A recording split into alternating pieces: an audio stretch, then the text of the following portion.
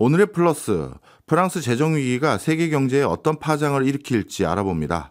박종훈 지식경제연구소장 모셨습니다. 어서 오세요. 네, 안녕하세요. 예, 최근 국제신용평가사 피치가 프랑스의 국가 신용등급을 한 단계 내렸다 이런 소리도 들리고요. 또 프랑스 내부의 유력 인사들이 우리 IMF 구제금융 신청할 수 있습니다. 뭐 이런 발언도 했다는 소리도 들리고 이게 어찌 된 일입니까? 네, 이거 원래 프랑스 내부에서 나온 말이거든요. 예. 사실 전직 재무부 장관이죠. 9월 8일까지 재무부 장관이었던 사람이 라디오 프로그램에서 IMF 구제금융을 프랑스가 받을 수 있다. 정말 충격적인 얘기지 않습니까? 예. 그런 얘기를 갖고 프랑스가 발칵 뒤집혔는데 여기다가 전직 국무총리가 이러다가 그리스 된다고 경고를 한 적이 있었거든요. 그래서 이게 8월 말에 진짜 엄청난 화제를 몰고 왔었는데 지금 프랑스의 상황이 진짜 안 좋은 건 맞습니다. 예. GDP 대비 국가 부채가 유럽 내에서 세 번째로 높거든요. 자, 그러면 그리스가 물론 가장 높긴 한데 그리스 다음에 세 번째 이런 상태로 프랑스가 되니까 그러면 그리스보단 좀 나은 거 아니냐 이렇게 볼 수가 없는 부분인데요. 예. 왜냐하면 지금 당장은 그리스가 더 높지만 GDP 대비 재정 적자 비율이 프랑스가 훨씬 더 높으면 어떻게 될까요? 시간이 가면 갈수록 프랑스의 빚은 점점 더 늘어나고 그리스는 빚이 줄어드는 상황이거든요. 예. 왜 그러냐? 그리스는 사실 그동안 뼈를 깎는 구조조정을 했기 때문에 예. 재정 흑자를 보고 있습니다. 그런데 프랑스는 어느 정도까지 문제가 되느냐? 무려 마이너스 5.8% 수준으로 GDP 대비 재정 적자를 보고 있거든요. 예. 자, 이 정도로 시간이 계속 가게 되면 그리스는 모범 국가가 되는 거고 프랑스는 이대로 가면 그리스보다 훨씬 못한 이거 잘못하면 진짜 국가 재정 위기가 올 수 있는 그런 국가로 전락할 수 있다. 이게 프랑스 내각에서 경고를 했던 얘기입니다. 예. 사실 이제 구체적인 프랑스의 상황 짚어보기 전에요. 이제 상식적으로 저희가 하나 알아보고 싶은 게 국가 신용 등급이 떨어지면 실제로는 어떻게 그 다음 경제적인 파장이 일어납니까? 우리 IMF 때 겪었던 일이잖아요. 예. 한국의 신용 등급이 떨어지니까 우리나라의 차익금리가 올라갑니다. 예. 예를 들어서 우리나라 정부가 예전에 뭐 금리 한 4% 5%도 국채를 발행할 수 있었는데 IMF 때가 되니까 한 15% 20% 이렇게 됐거든요. 아, 이자 많이 줘야 된다 그거죠. 엄청나게 이자 많이 줬거든요. 예. 자, 이런 현상이 프랑스에서도 일어났거든요. 신용등급이 떨어지니까 금리가 10년물 국채금리 기준으로 프랑스 금리가 3.4에서 거의 3.6을 육박하는 상태가 됐는데 예. 문제는 이 상황을 개선하지 않으면 프랑스의 차익금리가 계속해서 올라가겠죠. 예. 자, 그러면 이자 부담이 증가하니까 이것 때문에 나라 빚을 갚느라고 더 많은 국채를 발행해야 되는 악순환이 일어납니다. 그렇네요. 네, 그러면 재정이 악순환이 되면서 악화가 될 거 아니에요. 예. 자, 지금 프랑스가 그래서 나라 빚이 점점 더 폭증을 하는 스노우볼 이펙트라고 하죠. 눈덩이가 굴러가면서 눈덩이가 점점 더 커지는 현상. 이게 프랑스에서 일어났기 때문에 예. 자, 지금 당장 IMF를 프랑스가 뭐 구제금융 받을 것이냐? 이건 아니라고 봅니다. 예. 하지만 이 상태를 해결하지 않고 3년 4년 흐른다. 그러면 프랑스가 이제 나중에 위기의 도화선이 돼서 유럽이 하나 전체를 흔들 수 있다. 이런 위기감이 현재 프랑스뿐만 아니라 유럽 국가들 사이에서 나오고 있는 겁니다. 아, 그렇군요. 우리가 유럽 그러면 유럽의 골칫거리는 지중해 연안에 붙어 있는 남유럽 국가들이라고 인식하고 있었는데 대표적으로 뭐 그리스, 포르투갈, 그다음에 스페인 이런 국가라고 생각했는데 이 남유럽 재정 위기 당시에 그들 국가 비교했을 때 프랑스 부채 지금 어떤 수준으로 우리가 받아들여야 되나요? 그렇죠. 2010년에 사실 남유럽 국가 재정 위기가 왔을 때 남유럽 국가들을 굉장히 모욕적으로 놀리던 말이 있었잖아요. 피그스. 네. PIGS, 포르투갈, 이탈리아, 그리고 그리스, 스페인. 자, 이런 나라들이 그 당시에 어느 정도로 재정 위기를 겪었냐. GDP 대비 국가 부채가 포르투갈 같은 경우는 당시의 공식 수치가 91%였습니다. 예. 물론 그 당시 뭐 약간의 문제가 있었기 때문에 실제치는 111%다. 뭐 이런 얘기도 있습니다. 예. 자, 그리고 이탈리아가 그 당시에 119%였거든요. 예.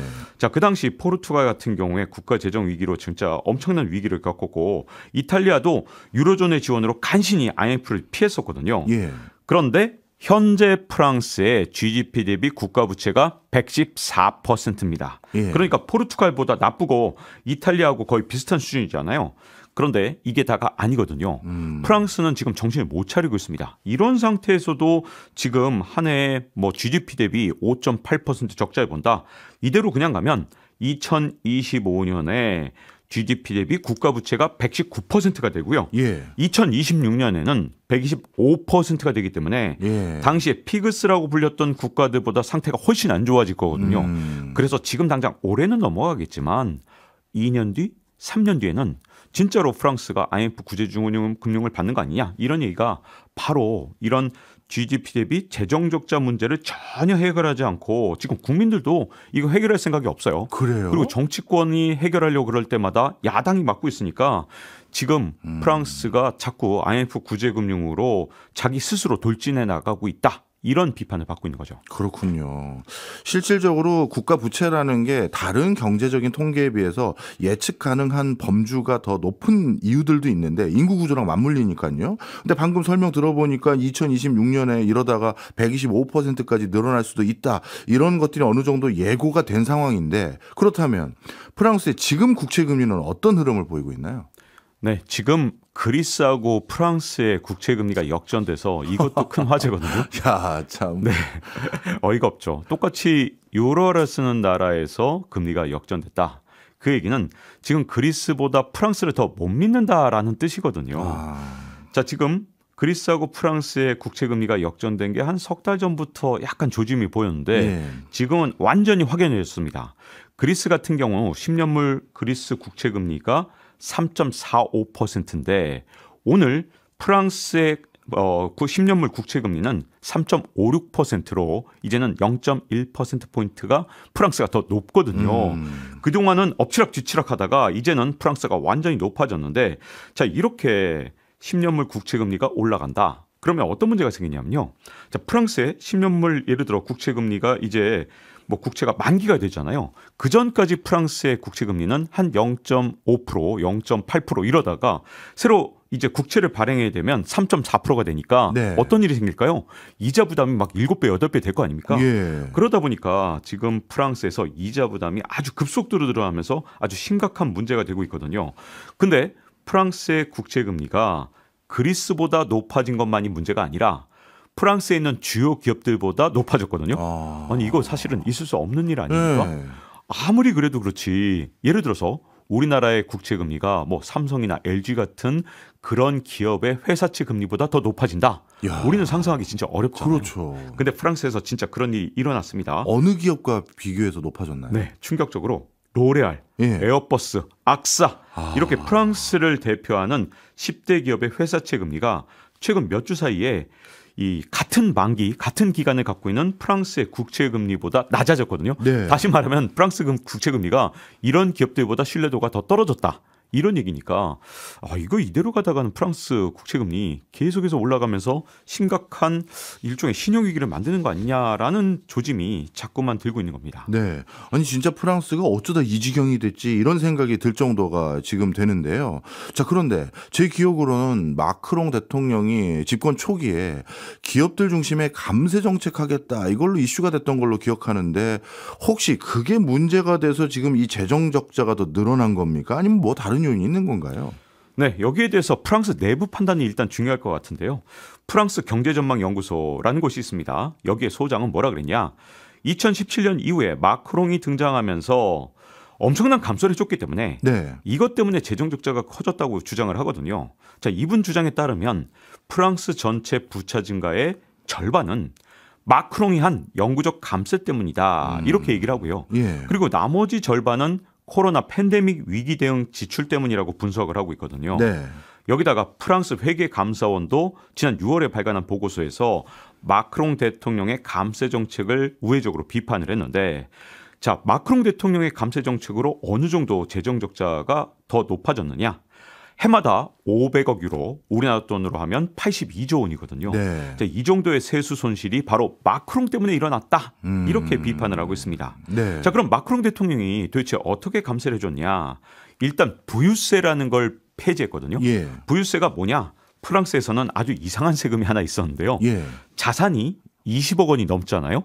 자, 그러면 프랑스에서는 사실 우리나라보다 자산이 훨씬 많기 때문에 20억 원 넘는 사람 굉장히 많습니다. 그렇겠죠. 자, 그런 사람들한테 이 갖고 있는 자산에 대해서 최소 0.5%에서 1.5%의 부유세를 때렸습니다. 아, 그러니까 소득이 아니라 자산에 대해서요. 네. 이게 진짜 무시무시한 세금인 게 예를 들어서 20억 원이 있다 그러면 한 2천만 원 정도 세금을 낼 수 있다는 뜻이죠. 예. 무시무시하죠. 예. 자, 이 정도의 부유세를 때린 게 있었는데 이걸 폐지했습니다. 네. 저는 이것만은 좀 방향이 맞다고 봐요. 나중에 저 부유세에 대해서는 좀 기회가 있으면 설명을 드릴 건데. 네. 자, 근데 나머지 세금 감세한 것들은 좀 문제가 있습니다. 왜냐하면 법인세를 33에서 25%로 내렸는데 아니 그것까지는 좋아요. 근데 문제점은 기업하기 좋은 나라를 만들겠다는 건 좋은데 이렇게 세수가 부족하게 되면 지출을 줄이던가 네. 아니면 다른 데서 새로운 세원을 발굴해야 되는데 세금만 왕창 깎아주고 그냥 끝내버렸거든요. 네. 그러니까 프랑스 국민들이 여기다 분노하는 겁니다. 아니 이거 법인세 이렇게 깎아준 거 이거 세수 마련하지 못한 거 아니냐. 그리고 나서 우리 국민들한테 유류세 걷고 있네? 이러면서 프랑스 사람들이 아직도 분노하고 있거든요. 네. 자, 여기다가 자본소득세, 부동산 보유세를 완화했거든요. 여기다가 1주택 거주자 주민세도 완화했는데 이것 때문에 마크롱 대통령의 별명이 프랑스에서 뭐냐? 부자들의 대통령이다. 워낙 감세를 많이 해줬거든요. 예. 자, 이래놓고 뭘 했냐? 2018년에 기름값에 대해서 유류세를 인상했는데 아니 부자들 세금은 왕창 인하해놓고 결국 서민들이 똑같이 부자들하고 부담하는 유류세는 엄청나게 증세를 했기 때문에 네. 이 당시에 프랑스에서 무슨 운동이 일어나냐? 혹시 기억하실지 모르겠는데 노란 조끼를 입고 많은 사람들이 시위 현장에 나오면서 기억나죠. 노란 조끼 운동이라는 게 프랑스에서 들불처럼 번져났거든요. 예. 그러면서 뭐 불도 지르고 그 당시에 폭력 시위도 굉장히 심했습니다. 자, 이렇게 국민들이 분노했던 이유가 있죠. 왜 네. 그러냐? 부자들한테 감세해주고 이렇게 유류세만 인상하니 얼마나 프랑스 사람들이 아직까지 분노하고 있는지 이루 말할 수 없는 그런 상태가 된 겁니다. 네. 말씀 쭉 듣고 보니까 프랑스 국민들이 화낼 만한 이유도 충분히 있어 보여요. 그렇다면 마크롱도 좀 생각이 있었다면 본인이 뭔가 세금을 적게 거두면 프랑스에서 많이 이탈했던 프랑스 국민들 해외로 이민도 많이 갔었잖아요. 그동안 네. 높은 세금 때문에. 맞습니다. 그거 아마 돌아와서 뭔가 세수원을 더 확보할 수 있겠지 이런 기대가 있었는지 모르겠습니다만 그것뿐만 아니라 좀 정부 지출이라도 좀 줄여야 뭔가 지출 관리가 됐을 텐데 그건 안 했습니까? 네, 그걸 안 했다는 게 문제죠. 마크롱 대통령이 사실은 뭐 감세해서 기업하기 좋은 나라 만들겠다. 구호는 진짜 멋졌어요. 그래서 프랑스 주가가 그 당시에 올라가기도 했고 예. 야 마크롱 대통령 잘하네. 잠깐 1, 2년 동안 그랬죠. 그런데 지출을 하나도 줄이지 않으니까 재정 적자가 점점 늘어난 겁니다. 프랑스란 나라 자체가 지금 아주 심각한 문제가 있는 게요. GDP 대비 프랑스 정부 지출이 무려 57.1%입니다. 반 이상이네요. 네, 반이 넘어요. 예. 유럽에서 굉장히 높은 편이거든요. 예. 이게 너무나도 심각한 게 우리나라라고 비교하면 당장 알 수 있는데 우리나라는 GDP 대비 한국 정부의 지출 비중은 36%에 불과하거든요. 그 우리나라보다 이거 57%면 21%포인트나 더 많다는 거잖아요. 네. 그러면 이거 민간 부분이 거의 없다는 거니까 당연히 지출을 줄여야 되는데 자 여기서 많은 오해가 있습니다. 프랑스가 복지를 하다가 이렇게 망했다. 복지 지출이 엄청 많다. 이렇게만 얘기하시는 분들이 있는데 네. 복지 지출이 많은 거 맞아요. 네. 공공사회 지출이 많은 건 맞는데 프랑스의 지출은 그것만 많은 게 아닙니다. 예. 해마다 뭐 기업들한테 여러 가지 방법으로 지원해주는 조세 지원 정책, 재정 지원 정책으로 공적 자금이 얼마나 지출되고 있느냐? 예. 2,110억 유로입니다. 우리나라 돈으로 346조 원인데 우리나라 1년 예산이 720조 원이거든요. 우리나라 1년 예산의 절반에 이르는 정도로 프랑스의 기업들을 지원해 주니까 프랑스 국민들이 야 우리 복지만 이렇게 지원해 주는 게 아니잖아. 지금 기업들한테 지원해 주는 거 이거 너무 큰 거 아니야? 이렇게 굉장히 분노하고 있는 현상이 네. 일어나고 있고요. 자 부채 같은 경우에 2008년 이후에 GDP 대비 90%를 이미 넘어섰거든요. 그런데 왜 지금 16년 정도 버틸 수 있었냐? 그동안은 사실 프랑스의 유럽중앙은행이 제로금리를 유지하다 보니까 프랑스 국채금리가 굉장히 낮았거든요. 더군다나 유로존에 대한 믿음 때문에 우량한 신용등급이 있었기 때문에 프랑스의 10년물 국채금리가 워낙 낮아서 그래서 차익금리가 굉장히 낮아서 버틸 수 있었는데 이제 팬데믹이 터지고 2022년에 러시아의 우크라이나 침공으로 모든 게 바뀌어졌죠. 프랑스는 물론 원전 비중이 굉장히 높은 나라긴 하지만 네. 그렇다 하더라도 프랑스조차도 이 러시아산 가스로 굉장히 가스 가격이 낮았기 때문에 그걸 통해서 에너지 가격을 낮출 수 있었거든요. 특히 난방 이런 것들은 천연가스를 하는 경우가 굉장히 많았는데 갑자기 러시아에 대해서 제재를 가하면서 러시아가 고통을 받은 것보다 프랑스가 더 많은 고통을 받았거든요. 네. 자, 그래서 가스비나 난방비가 올라가니까 이걸 프랑스 정부가 국민들이 혹시라도 분노할까 봐 엄청난 보조금을 준 겁니다. 덕분에 난방비를 낮출 수 있었는데 이 보조금 때문에 프랑스의 재정 지출이 눈덩이처럼 불어나면서 지금처럼 프랑스의 재정 위기가 닥쳤다 이렇게 볼 수 있는 거죠. 아, 그렇군요. 그런데 또 의구심이 있는 게요. 프랑스 그러면 제 기억으로는 전 세계에서 노동 가장 짧게 하는 나라들 중에 하나라고 그렇죠. 생각하는데 국가가 이렇게 좀 어렵고 뭔가 또 국가가 돈도 좀 벌어야 될 상황이면 국민들이 알아서 좀 일을 더 하든지 뭐 이래야 될 것 같은데 그동안은 그래도 어떻게든 성장을 좀 해서 버틴 것 같은데 이제는 성장도 안 되고 그런데 계속 이렇게 누리기만 하고 노동시간도 짧은 건지 아니면 다른 요인이 있는 건지 이거 어떻게 해석해야 되죠? 네, 지금까지는 프랑스가 말이죠. 생산성이 굉장히 높은 편이었습니다. 상대적으로. 그 이유는 사실 조상덕이죠. 네. 조상덕에 사실 일찍 산업혁명도 했고 그 뒤로 관광자원도 엄청 많고 하다 보니까 노동시간당 생산성이 워낙 높다 보니 근무시간을 계속 줄여도 됐던 겁니다. 네네. 그런데 그랬던 프랑스가 굉장히 달라졌어요. 지금은 사실 시간당 노동 생산성이 다른 나라보다 높다고 볼 수 없거든요. 예. 그 이유가 가장 큰 건 사실 노동 생산성을 좌우하는 건 자본의 추가 투입인데 프랑스의 기업들의 그동안 마크롱 대통령이 2017년부터 야 니들 세금 깎아줄게 법인세 엄청 낮춰줄게 이렇게 엄청난 혜택을 줬더니 프랑스 기업들이 어떻게 했느냐. 네. 프랑스에 공장을 짓는 게 아니고요. 예. 뭐 중국 가서 공장 짓고 미국 가서 공장 짓고 이렇게 다른 나라의 공장을 많이 지었거든요. 예. 특히 중국에 많이 지었습니다. 예. 그러다 보니까 프랑스하고 중국 사이가 엄청 좋아지면서 모든 산업시설이 중국으로 넘어가니까 자본의 추가 투입이 줄어들면 어떤 문제가 생기느냐. 노동 생산성이 낮아지거든요. 그렇겠네요. 그게 일단 첫 번째 이유고요. 두 번째 이유는 다른 나라들은 막 디지털 혁명했잖아요. 미국이 일단 디지털 혁명을 이끌었고 우리나라나 일본도 그래도 좀 따라갔죠. 대만은 진짜 엄청나게 잘 나가고 예. 있고요.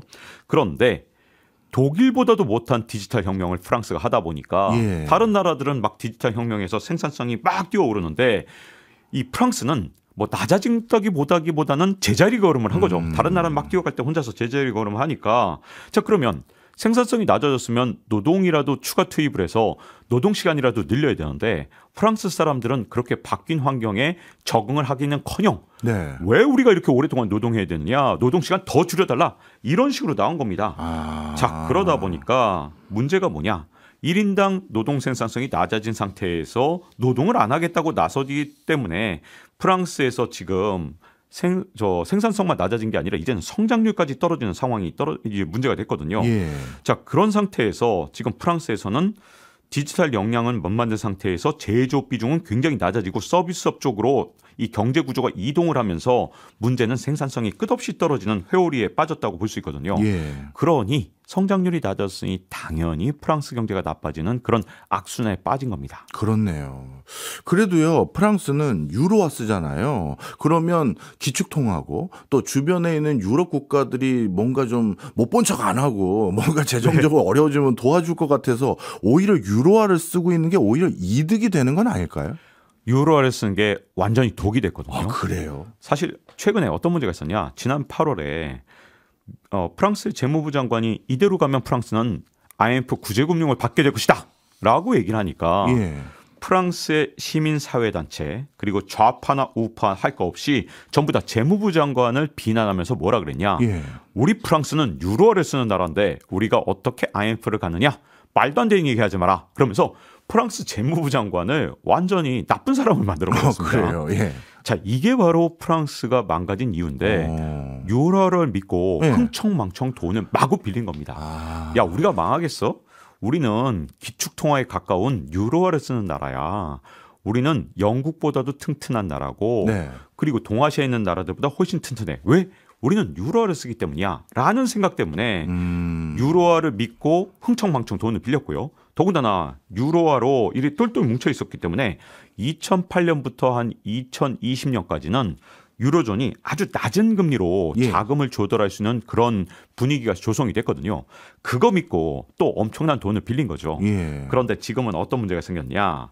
이제는 반대가 된 겁니다. 거꾸로 이제 유럽 경제에 큰 문제가 생기고 특히 프랑스 경제가 망가지니까 네. 유럽 같은 경우는 뭐 독일이 있으니까 이제 독일 경제가 약간은 버티고 있지만 자 프랑스 경제는 나홀로 지금 현재 굉장히 상태가 안 좋아졌잖아요. 예. 그러면 만약에 옛날처럼 프랑스가 프랑스 통화인 프랑을 쓴다. 네. 그랬으면 돈을 훨씬 더 많이 찍을 수 있는 기회가 있겠죠. 예. 근데 이제 유로존에서 똑같이 유로를 쓰니까 돈을 찍자 그러면 독일이 에헴 안 돼. 너희들 왜 돈 찍으려고 그래. 그렇겠네요. 이런 식으로 나오니까 프랑스 경제를 위해서 이 돈을 푸는 정책을 쓸 수 없어서 이중으로 프랑스 경제가 어려워진 겁니다. 그렇군요. 박사님 말씀을 일부에서 쭉 들어보니까요. 저는 이런 걱정이 듭니다. 남 얘기가 아닌 것 같은 느낌도 좀 들어요. 남 얘기가 아니죠. 그래가지고 우리나라도 국가 부채가 아직은 뭐 관리 가능한 범주 안에 있다라는 소리는 듣지만 또 OECD 국가들 중에서 가장 빠르게 올라가고 있다는 얘기도 들리고 그다음에 프랑스야 그래도 진짜 뭐 어떤 평가로 받아들이실지 모르겠습니다만 유로화 준기축통화 맞고 옆에 있는 국가들이 진짜 모른 척은 아예 못할 것 같기도 하는 느낌도 있는데 우리나라는 이런 친구도 없고 자 이런 상황에서 더더욱 우리가 프랑스를 살펴봐야 될 이유가 더 커진 것 같은데요. 지금 이런 상황에서 프랑스 정부는 어쩌고 있나요? 네, 말씀하신 것처럼 프랑스를 우리가 깊게 살펴봐야 되는 건 이게 우리나라의 한 10년 뒤, 20년 뒤 미래가 될 수 있기 때문에 예. 프랑스를 지금부터 철저히 연구한다면 대한민국에 다가올 어떤 위기라든가 문제점을 미리 막을 수 있잖아요. 그렇죠. 근데 프랑스가 지금 어떤 심각한 상황에 빠져 있느냐? 지금 마크롱 정부에서 71조 원을 해마다 줄이는 과감한 예산 삭감안을 제안을 했거든요. 네. 그랬다가 난리가 났던 겁니다. 프랑스 사람들이. 자, 여기다가 이렇게 계속 프랑스 사람들이 놀면 안 된다. 공휴일 이틀만 줄이자. 우리 지금 노동 생산성이 너무 떨어졌지 않냐. 이렇게 했더니 프랑스 국민의 84%가 반대를 했거든요. 예. 자, 이런 사태를 만든 건 사실 마크롱 정부가 굉장히 잘못한 게 크거든요. 제 생각에. 왜 그러냐면 2017년에 사실 감세를 해주면서 무슨 얘기를 했냐면 낙수 효과를 굉장히 중요시 여겼어요. 기업들한테 이렇게 세금을 깎아줘봐라. 그럼 공장을 훨씬 더 많이 지을 거고 그걸 통해서 기업들이 돈을 많이 벌면 일자리가 훨씬 더 많이 창출되고 뭐 이렇게 흔한 낙수 효과 있지 않습니까? 예. 그런데 프랑스 기업들이 어떻게 했느냐. 그렇게 세금을 깎아줬더니 그렇게 돈을 더 많이 벌게 된 그 돈으로 중국에다가 공장을 열심히 지었단 말이죠. 자, 그러니 프랑스 사람들이 생각할 땐 야, 또 부자들한테 엄청 세금을 깎아줬다? 그런데 정부 지출 줄이는 거 기업한테 주는 돈은 하나도 안 줄이고 네. 우리 국민들한테 쓰는 돈만 71조 원을 줄여? 나 이거 반대세? 이렇게 된 겁니다. 아, 그렇군요. 그러다 보니까 공휴일 이틀만 줄이자는 그 제안조차도 국민의 84%가 반대하는데 예. 자, 프랑스 국민들도 복지에 너무 지금 현재 쩔어 있고 또 그리고 노는 근무 시간이 너무 적은데 좀 너무 익숙해지다 보니까 예. 프랑스 국민들의 문제도 있지만 마크롱 대통령이 여기다 빌미를 준 거잖아요. 아니 부자 감세를 했으면 마크롱 대통령이 말한 그런 어떤 낙수 효과가 일어나지도 않았고 또 더군다나 기업들에 대한 여러 가지 혜택은 그대로 준다 그러니까 프랑스 국민들이 충분히 분노할 만한 그런 상황들을 만들어낸 거거든요. 네. 그러다 보니까 프랑스 국민들이 어디까지 갔느냐. 정부를 멈춰버리자. 이게 구호입니다. 시위대. 예. 그래서 곳곳에 불을 지르거나 아니면 정부 시스템을 진짜 마비시킨 걸 목표로 해서 곳곳에서 프랑스에서 시위가 일어났거든요. 예. 자, 그러면 프랑스 야당 입장에서는 예. 이게 얼마나 좋은 기회예요. 그렇네요. 지지율을 높일 수 있죠. 그렇죠. 그리고 여당에 대한 지지율은 떨어뜨릴 수 있잖아요. 예. 그래서 정부안에 대해서 아주 반대 이 각을 완전히 세운 겁니다. 그걸 통해서 국민들의 지지를 굉장히 끌어모을 수 있겠죠. 왜? 국민들의 84%가 반대하니까 여당안에 대해서 무조건 야당이 반대한다. 야, 야당 잘하네. 박수 칠 거 아닙니까? 자, 그런데 프랑스 정부 같은 경우는 여당보다 야당 연합에 훨씬 세력이 크다 보니까 프랑스 정부안을 부결시키기 위해서 어떻게 했느냐. 바로 이 국무총리 불신임안을 통과시키는데 진짜 한마음 한뜻으로 프랑스의 이 야당이 다 뜻을 모은 거죠. 그러니 마크롱 대통령이 프랑스의 분열을 더 부추긴 측면이 적지 않아 있습니다. 네. 어찌 보면 요즘 전 세계적으로 양극화도 심해지고 또 세대 간의 갈등 또 뭐랄까요? 정치적 입장 간의 갈등이 자꾸 커지고 있는 상황에서 프랑스도 예외도 아니었구나 이런 생각이 드는데 그렇다면 우리 유럽은 연정이라고 합니까? 뭐 이런 거 있잖아요. 네. 같이 해보자라고 하는 그런 모습들도 많이 있는데 뭐 현실적으로 야당 일부를 포섭해서 뭔가 연합하려는 이런 건 안 되나요? 프랑스에서 정말 희한한 일이 일어났거든요. 지금 현재 집권 여당 같은 경우는 앙상블르라는 연합입니다. 예. 여기 안에도 정당이 많아요. 아. 그러니까 앙상블르 안에도 진짜 다양한 정당들이 모여서 여당을 이뤘거든요. 예. 정말 극단적 다당제죠. 그러다 보니까 프랑스의 정치는요. 극좌에서부터 예. 극우까지 정말 무지개처럼 스펙트럼이 다양합니다. 그렇군요. 그런데 아주 특이한 일이 났어요. 앙상블르 정당은 중도 우파 성향의 정당이라고 할 수 있거든요. 예. 지금 야당은 극좌서부터 극우까지 있는데 이번에 네. 앙상블르의 이 내각을 무너뜨리는데 놀랍게도 극좌랑 극우가 손을 잡았습니다. 극과 극은 통한다는 게 프랑스에서 진짜 이루어졌거든요. 예. 자, 이번에 프랑스의 이번에 불신임을 받았던 내각이 뭐라 그랬는지 아까 일부에서 말씀드렸잖아요. 이러다가 프랑스가 그리스 된다라고 총리가 말하거나 예. IMF 구제금융 온다 재무부 장관이 말했거나 이러다 보니까 네. 극좌 의원이 뭐라고 비난했냐. 프랑스를 감히 그리스 따위와 비교하다니 터무니없는 모욕이다. 이렇게 얘기를 했거든요. 예. 극우 의원은 또 뭐라 그랬냐. 아니 정부가 낭비를 척결해야지 프랑스 국민이나 연금 수급자를 공격한다. 그러니까 이렇게 예산을 줄인 걸 공격한다라는 표현을 썼습니다. 네. 결과가 뭡니까? 극좌나 극우나 예산 줄이지 마. 그렇네요. 그냥 돈 펑펑 써. 이렇게 극과 극은 통한다고 둘이서 힘을 합친 겁니다. 이야. 근데 앙상블르가 갖고 있는 의석수가 28%에 불과해요. 극단적인 여서야대거든요. 그러다 보니까 이게 부결이 돼서 예. 결국은 불신임안이 통과된 거죠. 그러다 보니 무슨 문제가 생겼냐? 총리가 결국 불신임으로 사퇴하는 그런 상황에 빠지면서 프랑스 정치가 극단적인 혼란 상태에 빠져 있습니다. 예. 야, 이렇게 정치적인 혼란까지 가중된 상황에서 앞으로 프랑스의 금융시장 어떻게 움직일까요? 네, 앞으로 저는 이게 무슨 문제가 있냐. 금융시장이 요즘에 아주 재밌어요. 정부가 돈을 뿌린다. 그러면 일단 주가는 오릅니다. 예. 적자를 보든 말든 상관없어요. 돈을 뿌리니까. 요즘 진짜 글로벌 증시가 희한한 게 네. 기업들의 실적이 유럽이나 뭐 동아시아 쪽도 안 좋은 데가 맞습니다. 많은데 주가는 유럽도 지금 날아다니고 네. 우리 동아시아 지역도 날아다녀요. 네. 이게 언제부터 시작된 거냐? 네. 사실 좀 뿌리를 따져보면 2008년 글로벌 금융위기 때부터 시작된 거거든요. 예. 증시에서 그때 학습 효과가 있었죠. 예. 무슨 학습 효과였냐? 2008년 글로벌 금융위기 때 연준이 마구 돈을 찍어서 뿌리니까 예. 주가가 올라가더라. 그렇죠. 네. 그런 다음에 유럽은 그때 돈을 안 찍었어요. 그러다가 2010년 이후에 유럽 남유럽에서 특히 재정위기가 일어나니까 유럽도 양적 완화로 돈을 마구 뿌렸거든요. 예. 그때부터 주가가 올라가는 걸 본 다음에 정말 증시는 파블로프의 개처럼 땡땡땡땡 이렇게 종이 울리는 예. 예를 들어서 돈을 푼다 네. 이런 종이 울리잖아요. 아. 그럼 무조건 주가가 오릅니다. 그래서 이 연준이 돈을 풀든 아니면 뭐 ECB가 돈을 풀든 그것도 주가가 오르고요. 예. 정부에서 일단 재정 적자를 보더라도 정부가 돈을 푼다 그러면 네. 그것도 무조건 주가가 오릅니다. 그래서 증시는 일단 오늘만 지금 보는 그런 형국이거든요. 네. 그러면 뭐가 문제가 생기느냐? 바로 국채금리 이게 문제가 생깁니다. 그렇네요. 왜 그러냐면 정부에서 돈을 푼다 그러면 이제 재정 적자가 늘어날 거고 그렇게 적자가 늘어나면 그 여파로 결국은 국채 발행이 늘어날 거니까 앞으로 국채 금리는 올라갈 것이다라는 신호를 주게 되거든요. 예. 그래서 프랑스 같은 경우도 어떤 문제가 생겼냐? 지금 이제 정부가 불신임을 당하면서 이제 총리가 이제 자진 사퇴를 해버렸으니까 사퇴한 다음에 그 다음에 어떻게 되느냐? 프랑스의 10년물 국채 금리가 원래 3.4였거든요. 네. 근데 지금은 3.56으로 올라갔습니다. 그러니까 증시는 일단 돈 푼다는데 환호하고 그다음에 국채 시장은 야, 돈 푸니까 이제 적자 늘어났는데 걱정을 하면서 금리가 올라가는 그런 기현상이 지금 전 세계적으로 공통된 현상이라서 예. 지금 이제 금융 시장은 일단 환호와 그다음에 우려가 교차하는 시장이다. 이렇게 볼 수 있습니다. 진짜 복잡하네요. 자, 그렇다면 다시 프랑스 상황으로 돌아와서 프랑스도 이제 새로운 총리와 내각 이분들이 풀어야 될 숙제가 어마어마한 것 같은데 네. 시급히 풀어야 될 문제는 어떤 게 있을까요? 네, 새로 이제 총리가 이제 르꼬르니 프랑스 총리가 이제 취임을 했거든요. 예. 자, 프랑스의 총리가 왜 중요하냐? 우리하고 다릅니다. 네. 총리 하니까 한국의 총리랑 비슷한 거 아니에요? 아닙니다.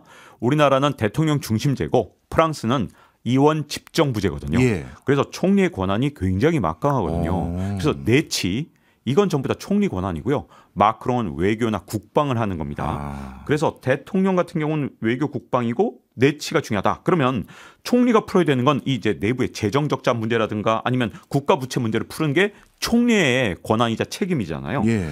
그래서 르꼬르니 총리의 정치적 시험대가 결국 첫 번째가 뭐냐? 바로 부유세를 다시 도입하는 건데 이걸 주쿠만세라고 하거든요. 예. 자, 이번에 도입하는 부유세는 2017년까지 있었던 프랑스의 부유세랑은 좀 다릅니다. 예. 2017년까지는 20억 원이 넘는 자산을 가진 사람한테 부유세가 부과됐기 때문에 예. 프랑스에 웬만한 이제 조금 잘 사는 사람들은 다 포함이 됐었거든요. 네. 근데 이번에는 1억 유로, 네. 우리나라 돈으로 1,640억 원을 초과하는 자산을 보유한 개인한테 최소 2%의 세금을 부과하는 내용을 담고 있거든요. 자, 프랑스에서 그렇게 되면 부유세를 내는 사람이 딱 1,800가구라고 합니다. 네. 자, 그런데 이게 1,800가구밖에 되지 않지만 세수는 200억 유로, 예. 우리나라 돈으로 33조 원이 될 것이다. 이렇게 얘기를 합니다. 예. 2% 정도밖에 안 되지만 어마어마한 세수 효과가 있는 이유가 뭐냐? 워낙 자산을 많은 사람들한테 2% 이상의 세금을 걷기 때문에 엄청난 세수 효과를 가져올 것이다. 이런 주장을 하거든요. 자, 그러면 바이루 전임 총리가 제시한 긴축 규모 이게 70조 원이었으니까 이게 33조 원의 세수 효과를 가져오면 그 절반 정도는 채울 수 있는 거 아니냐. 이렇게 주쿠만 부유세가 지금 현재 굉장히 심도 있게 논의되고 있거든요. 근데 저는요. 예. 미리부터 말씀드리자면 예. 부유세는 반대입니다. 이거 되게 위험한 세금인 게요. 왜요? 부유세 이거 사실 말썽이 진짜 많았어요. 왜냐하면 이 2017년까지 있었던 부유세에서 원래 어떻게 부과한다 그랬냐. 갖고 있는 보석 반지, 예. 뭐 요트, 미술 작품 이런 거에도 전부 다 부유세를 부과한다 그랬거든요. 예. 근데 그게 될 리가 있습니까? 그렇죠. 아니 반지 갖고 있는 거 이거 누가 확인할 거예요? 네, 가가호 가서 반지 뭐 있습니까? 집 똑똑똑 유사한 다음에 열어볼 수 있는 거 아니지 않습니까? 그렇죠. 그래서 부자들이 어떻게 했느냐? 이거 예술 작품이나 아니면 뭐 반지 같은 걸로 다 숨기면 재산 없는 걸로 다 숨길 수 있었거든요. 그래서 원래 부유세가 어떤 정도로 과감하게 도입됐었냐면 자산 20억 원 이상이면 전부 다 세금을 걷는다라고 예. 해서 진짜 엄청난 세수가 들어올 줄 알았는데 실제로 세수가 들어온 건 우리나라 돈으로 고작 7천억 원이었습니다. 그러니까 완전 실패한 세금이거든요. 예. 근데 이것 때문에 열받은 사람들이 좀 있다 보니까 프랑스를 탈출한 사람들이 생겼어요. 네. 그래서 프랑스의 유명한 영화 배우가 러시아로 귀화하거나 이런 일들이 당시에 있었는데 이런 실패한 세금을 다시 도입한다? 그것도 이번에는 세율이 그때보다 더 훨씬 높습니다. 최소 2%인데 그때 당시에는 0.5에서 한 1.5% 도입한 것만으로 많은 사람들이 프랑스 국적을 버렸었는데 자, 이번에 1,800가구라고 하는데 이 가운데 얼마나 많은 사람들이 프랑스 국적을 버릴 것인가 이것도 걱정이 되는 데다가 네. 세수를 제대로 확보하지 못하는 예를 들어서 예술 작품으로 다 바꿔놓거나 뭐 등등등 이랬을 때 이 조세 형평성이 너무 떨어지잖아요. 그렇네요. 금융회사에 돈을 맡겨놓은 경우만 제대로 세금을 부과할 수 있기 때문에 이거 뭐 시행하지 않아도 저는 이미 실패라는 거 딱 보이거든요. 공정하지 않기 때문에 프랑스에서 난리가 날 겁니다. 예. 자, 그런 상태에서 프랑스 대에서는 원래 GDP 대비 조세 부담률이 진짜 높아요. 네. 45.6%인데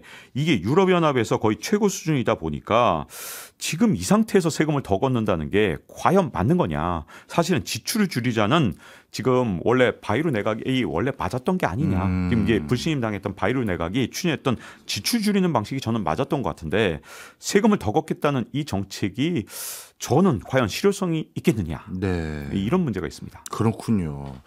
야, 만약에 이런 상황에서 뭔가 뭐랄까요? 소기의 성과를 달성하지도 못하고 정치적 불협화음만 계속된다면 결국 프랑스가 그런 상황에서 피해야 될 최악의 시나리오? 그런 건 뭘까요?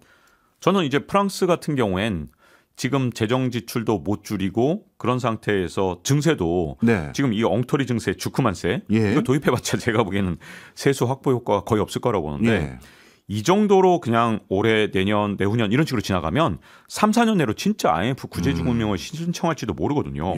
그런데 유럽연합 입장에서 프랑스가 구제금융을 신청하는 건 진짜 위험하기 때문에 아마도 유럽연합이 또 반대하면서 진짜 심각한 문제를 만들 수도 있거든요. 예. 그러다 보면 2010년 초에 그리스가 아주 심각한 몰락을 겪었던 이유가 뭐냐면 그때 당시에 유럽연합 국가들이 그리스에 대해서 이러지도 못하고 저러지도 못하고 시간을 계속 끌면서 그리스 경제가 계속 악화되면서 그리스 사람들이 한때 진짜 엄청난 고통을 겪었었거든요.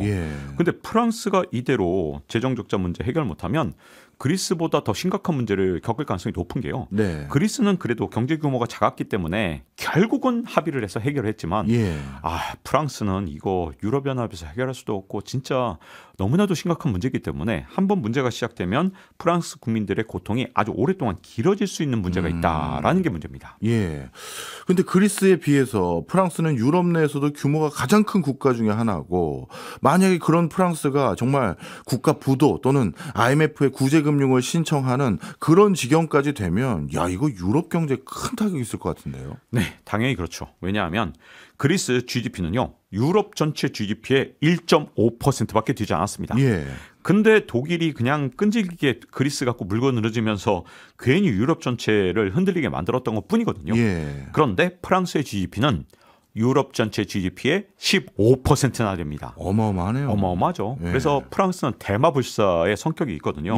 프랑스가 흔들리면 당연히 유럽 전체가 흔들리죠. 자, 그리스 전체 그 당시의 국가 부채는 유럽 전체 부채의 3%밖에 되지 않았거든요. 그래서 그까짓 거 탕감해줘도 별 문제가 되지 않았지만 프랑스의 국가 부채는 유럽 전체 국가 부채의 20%나 됩니다.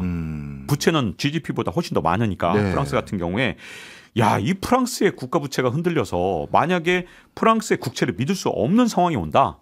그러면 유로존 전체를 믿지 못하는 상황이 올 수밖에 없거든요.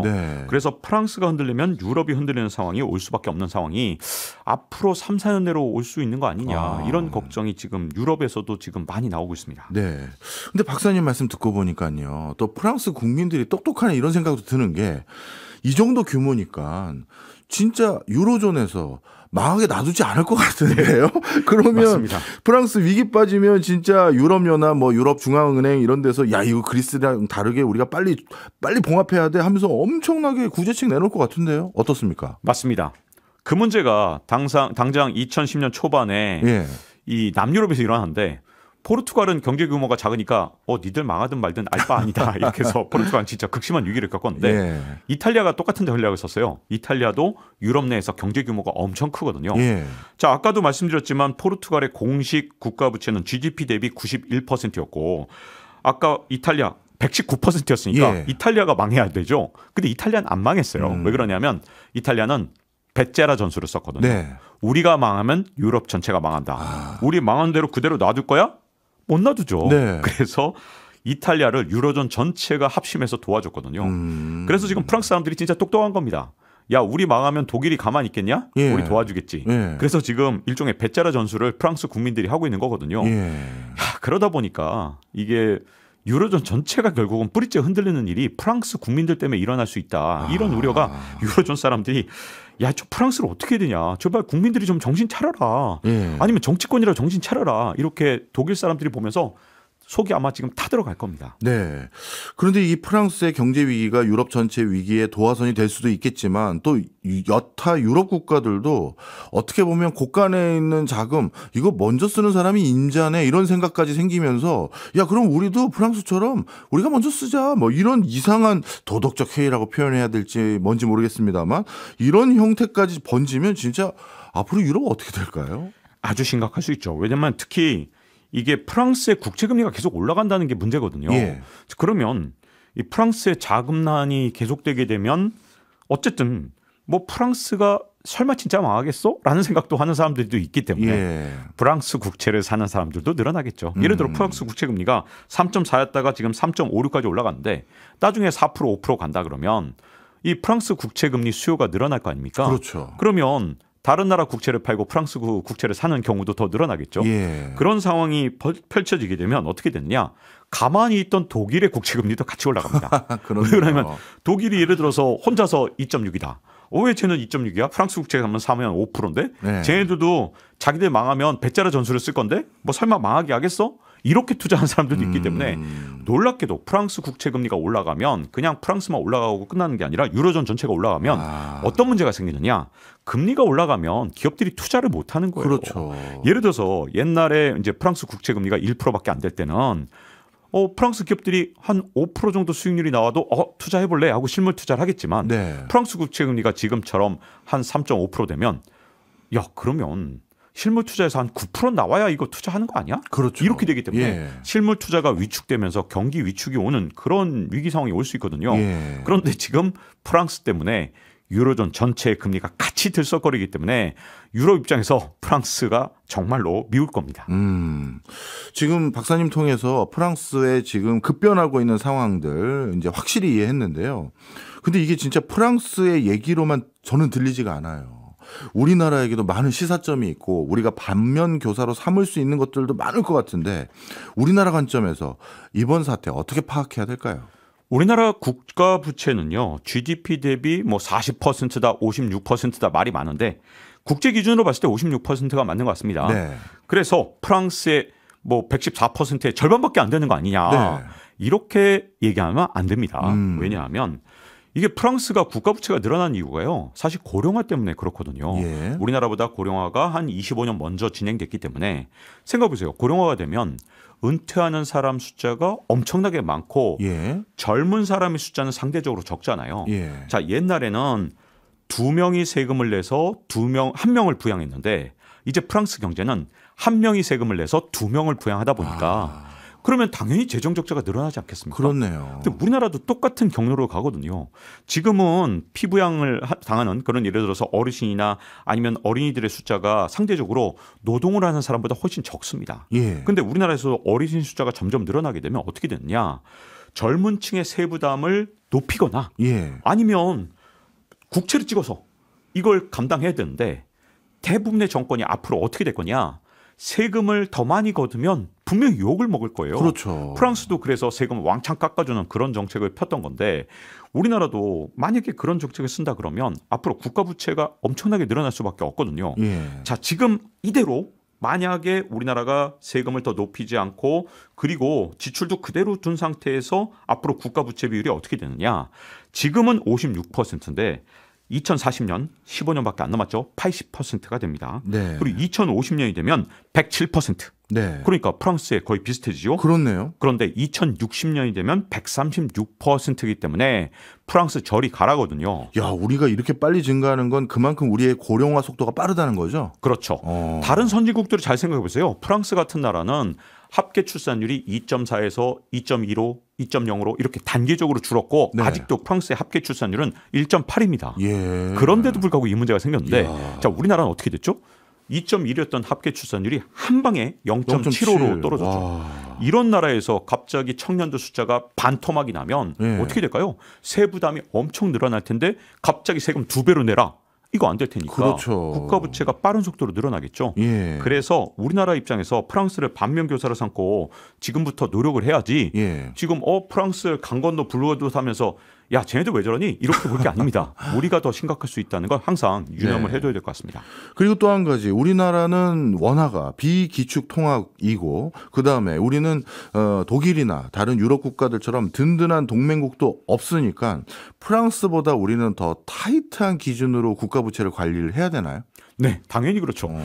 지금 프랑스 사람들이 지금 뭐 믿고 있는 겁니까? 유로 왔으니까 배째라 예. 이런 거잖아요. 예. 근데 우리나라는 사실은 그렇게 믿을 만한 통화는 아니죠. 네. 국제적으로 우리나라는 전 세계 거래의 한 0.3%도 쓰이지 않거든요. 그래서 우리나라는 기축 통화는커녕 준기축 통화도 아니거든요. 네. 거기다가 국제 통화마저도 아니기 때문에 우리나라 입장에서는 조금 더 국가 부채를 프랑스보다도 훨씬 더 타이트하게 해야지 프랑스보다 낮으니까 괜찮아는 우리나라에서는 좀 해당되지 않는다 이렇게 볼 수 있습니다. 알겠습니다. 프랑스 얘기지만 우리에게도 큰 시사점이 있는 얘기 오늘 잘 들었습니다. 지금까지 박종훈 지식경제연구 소장이었습니다. 고맙습니다. 감사합니다.